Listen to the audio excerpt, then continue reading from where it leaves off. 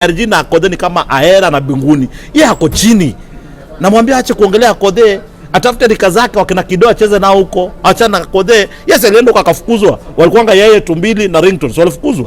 Mbona kutoa cash apeleka huko? Check swata unaandika check ndugu yangu. Wale ni watu wawili. Ukiona nilikwambia ukiona watu wawili wana calculate kwa hiyo miaka una calculate nywele. Unajua kwamba wewe ni mtu mjinga mpumbavu. 52 years na una calculate nywele. Chama anamwambia kwa mtu mzima, shaka usiniuze maneno akajua. Wewe acha bwana hapana bwana acha bwana. Wewe Dr. Kaspul Mungu anasaidia. Tunaomba tueleze unaonaje kwa KRG kusema kwamba harusi ya nani irudiwe tena ya Akothee. Unasemaje? Sasa inarudiwaje na yeye alikuanga hajaalikwa, alienda na magari pale akasimama pale nje, alirudishwa kwa gate. Mbona anaongea? Yeye anajua nitafuta Kiki. KRG alitoka na gari 7 kaenda kwa akapigia Kido simu wako kumkaribisha kwa harusi. Inarudiwaje harusi? Yule ni mtu anatafuta Kiki. Hakuna mtu mwenye anaweza kupea attention kwa KRG. KRG na Akothee ni kama ahera na binguni. Yeye hako chini.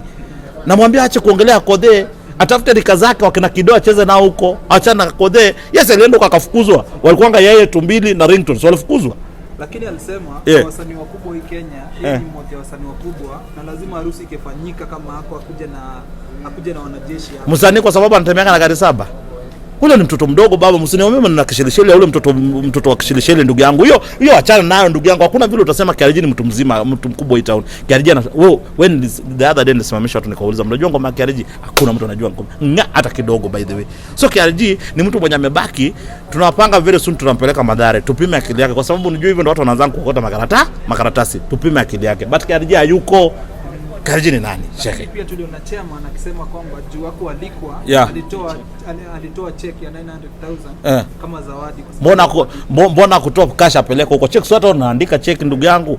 Wale ni watu wawili. Ukiona nilikwambia ukiona watu wawili wana calculate kwa hiyo miaka una calculate nywele. Unajua kwamba wewe ni mtu mjinga mpumbavu. 52 years na una calculate nywele. Chama anamwambia kwa mtu mzima, shaka usiniuze maneno akajua. Wewe acha bwana hapana bwana acha bwana. Wewe